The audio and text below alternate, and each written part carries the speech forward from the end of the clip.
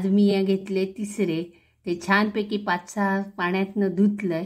आता हे नीट करतलंय. अशा प्रकारे मी हे नीट करतोय. एक शिपी करतलंय. एक चांगली बाजू असा सगळा आतला काढून घेतलंय. हा चांगला बघून या घेतलंय. आणि एक ही बघ, ही अशी ती बाजू, ही अशी ते चांगली बघा, ही त्या बाजूक ठेवतले अशी.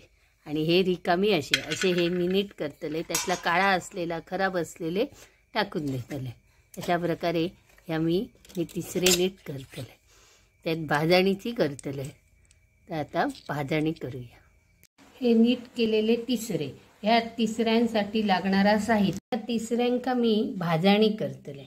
भाजणी म्हणजे खोबरा भाजतले. त्याच्यासाठी हे 2 चमचे होईल तसे धणे, 2 लवंगा, मिरी 4-5 आणि ही एवढा आला 2 पाकळे, लसूण 6-7 पाकळे, 1 मिरची, 1 कांदो उभो चिरलेलो. हे जवळजवळ अर्धी वाटी खोबरा लागता एका नारळाचा. मग हे जवळजवळ 4-4.5 चमचे खोबरा झाला. आपल्याक जसा चवीप्रमाणे हव्या तसा. फोडणीसाठी ह्यो कांदो तिसऱ्याच्या ही ह्या 3.5 ते 4 चमचे हो भाजको मालवणी मसालो भाजको आम्ही घरात केलेलो. ही मिरची पूड 1 चमचो टाक मारी, ह्या भरून टमार भरून नाही. गावठी मिरची, गुंठूर मिरची आणि बेडगी मिरची ही करून केलेली फक्त ही मिरची पूड आणि ही हळद, ह्या साहित्य लागतं. ह्या साहित्य ह्या फोडणीचा आणि ह्या भाजणीचा. आता मी भाजणी करू. मागच्या वेळी मी पालकच्या भाजीत तुमका भाजणी दाखवलेलीच होतं. काही गोष्टी हे आमच्या इकडे कोकणात भाजलेला खोबरा घालून करूचं असतं. काही वेळा आम्ही धणे बिणे असा घालतो. ही थोडासा तेल घातलं. ह्या तेल तापला, भाजणीत जास्त तेल लागणार नाही. ह्या तेल तापला की मग ह्या लसूण पाकळी घालायचे. लसूण पाकळी घालून ह्यावर आला घालायचा, मिरची घालायची. ती जास्त भाजायचं नसतं. थोडासा असा परतल्यासारखा करायचा आणि लगेच हे धणे, हे लवंग आणि मिरी 1-2, कारण आमच्या भाजलेल्या ह्या मसाल्यात सगळा तसा असता मालवणी मसाल्यात. पण आम्हा लोकांका म्हणजे थोडक्यात सांगूचा म्हणजे जी बामण लोक असतात ना, त्यांका ह्या जरा असा भाजूचा लागता. असा थोडा असला ना तयार की ती पुढा दिसते की त्यांका जरा बरा लागता. ती एक त्यांची पद्धत, ही आई आजीची पद्धत. तीच पुढची पद्धत आमच्याकडे येईल. आणि मग ह्या जरा लालूस झाला की हो कांदो घालायचो. आणि कांदो मात्र चॉकलेटी हो हवं. कांदो चॉकलेटी झालो की मग खोबरा घालायचा आणि त्या लालसर असा भाजायचा. तुमका माहितीच असा दाखवलेला असा, पण परत एकदा सांगितले ह्या आणि आता असा वातावरण इतक्या सुंदर असा. खरा म्हणजे पावसाळ्यात तिसरे घेऊ नये, पण ह्यो पाऊस नाही, वळवाचो पाऊस हा. त्यामुळे ह्या जरा अशा थंड वातावरणात भाजणीचा बरा वाटतं. नाहीतर नुसते सुद्धा करू शकतात. तिसऱ्याचं नुसतं कांद्यावर जरासं टोमॅटो घालूनही करू शकतात. आणि हां, ह्याच्यात चिंच सुद्धा असतं. हां, चिंच आम्ही घालतो. ती दाखवी नसते तुमच्या तेवढी चिंच घालते. ती त्या साहित्यात दाखवचा रावला. चिंच जवळजवळ एवढी अशी 2 चमचे बोट चमचे चिंच चवीनुसार घालायची. प्रत्येकाच्या आवडीनुसार चवीनुसार मिरची पूड आणि घालायची. ही फोडणीसाठी शेंगा ह्या गावठी आहेत. शेवग्याचे शेंगे हे सोललेले हे थोडे घालतले फोडणीत. आणि हो बटाटो म्हणजे गलगलीत तिसऱ्याचा हो खव्या ना, म्हणून ह्या ॲड केला की व्यवस्थित म्हणजे पळीवडी म्हणतात, गलगलीत म्हणतात, जायच्यात हे म्हणतात. मग इतक्या केला का दुसरं आणि काय करूक नको तोंडात. ह्या एवढा तेल तापलेला असा. तेल तापल्यावर हे धरून कांदो आपण असं घालायचं. कांदो घातलो, कांदो परतायचो. जर असा लालूस होप द्यायचं थोडं. आणि कांदो लालूस झालो की वर बटाटे आणि शेंगदाणे घालायचो, शेंगो घालायचे शेवग्याचे. आणि हे बघा हे लालूस तो होप देऊ खवं. आणि जरावर कांदो पटकन शिजा खवं तर जरावर ह्या मीठ घालू खव्या.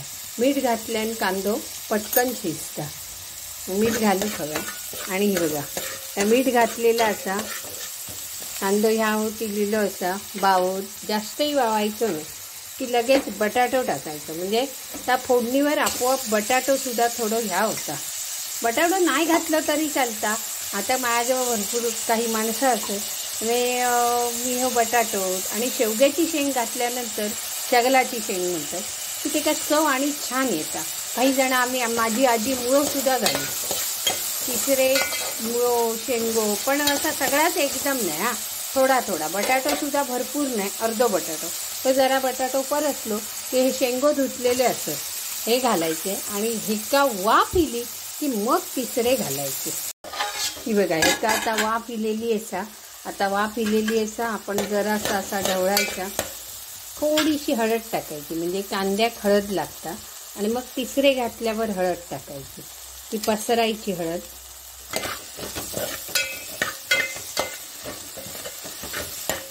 आणि हे धरून आता आपण तिसरे धरून घालायचे. मीठ केलेले असतात त्याचा पाणी मी असा गाळून घेतलेला असा. ह्या पाणी गाळून घेतलेला असा नीट केलेला. मग त्या हळूहळू हळूहळू ॲड करून घालायचा त्यात. तिसऱ्याक ही अशी फोडणी घातल्यानंतर ठसठशीत वाफ इली की नंतर तिसरे नीट करते विजा पाणी असता तर असा घालायचा. आणि ह्यात जरा गरम झाला पाणी की मग मिरची पूड आणि टाकायची. मिरची पूड भाजतो मसाला जरा ह्या हळदीच्या ह्याच्यात थोडा शिजाक द्यायचा. म्हणजे जरा गरमपणा येईल ह्या पाण्यात की मग त्यात मिरची पूड टाकायचो. मिरची पूड टाकायची गरम मसाला टाकायचो. थोडीशी ही चिंच टाकायची 2 चमचे.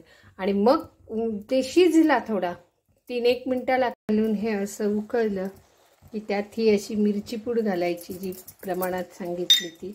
मिरची पूड घालून ढवळलं की तो भाजलेला मसाला घालायचा आणि त्यात हे चांगलं शिजवायचं. आणि मग थोडं आपण आपलं पाणी हळूहळू ॲड करायचं. 2-1 मिनटात 3-1 मिनटात हे चांगलं शिजणार. आणि मग हे आपण भाजलेलं खोबरं आहे ते वाटप टाकायचं. ही आता थोडी चिंच त्यात घातली. चिंच घातल्यावर जरा ढवळायचा. उकळ जरा येऊ द्यायची. जरा उकळत होता तशी. आणि ह्या झाल्यावर कारण हे शिजलेले असत तिसरे ह्या झाल्यावर ह्या वाटप येईल. ह्या वाटप घालतले.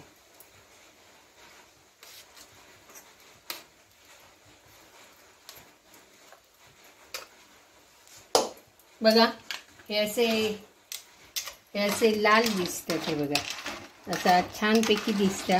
असा पळीवडीसारख्या झालेला. आणि बघा ह्या तुमका आवडला माझ्या हे का केलेला तर लाईक करा, शेअर करा आणि कॉमेंट करा. धन्यवाद. ही आता उकळ इलेली असा. असो छान वास येता. मीठ बघायचा चवीनुसार.